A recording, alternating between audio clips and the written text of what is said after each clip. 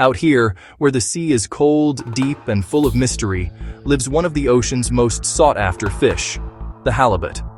And behind every catch, there's a man or woman braving the unpredictable North Pacific, chasing fortune and survival. This is the story of the halibut fisherman, a life defined by grit, patience, and the endless rhythm of the sea. Before the sun breaks the horizon, the halibut fisherman is already at work. The dock is alive with the sound of engines rumbling and the salty smell of diesel mixing with sea breeze. These are not leisure boats. They're built for endurance, for long days in rough seas. Halibut are flatfish that live near the ocean floor, sometimes hundreds of feet below the surface. Catching them requires not just skill, but an understanding of the deep, reading currents, studying tides, and knowing the seabed like the back of your hand.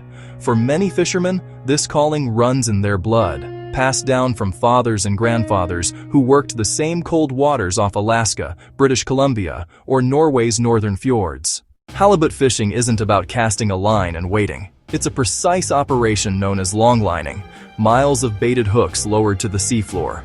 Each hook carries the hope of a prized halibut, a fish that can weigh more than 300 pounds. The crew works in unison, baiting, dropping, hauling. The lines stretch deep into the dark, icy water. Hours later, the retrieval begins. The first tug on the winch cable is electric, a sign of life below. The deck bursts into action as the crew hauls in the heavy line. Then, emerging from the depths, a flash of pale white, a halibut breaking the surface, its size commanding both respect and caution. Landing a halibut isn't for the faint of heart. These fish are powerful, thrashing with such force they can break bones or knock a fisherman overboard. Many crews use harpoons or gaffs to secure the catch. A dance between man and fish that's both dangerous and exhilarating. Out here, safety is never guaranteed. The same ocean that provides can also take. Sudden storms, rogue waves, and freezing spray can turn a good day into a fight for survival. Yet, for halibut fishermen, these risks are part of the job, accepted with quiet courage. When the hold is full, it's time to head home. The deckhands are exhausted, faces salt-streaked, hands raw. But there's pride in their eyes. They've done what few can.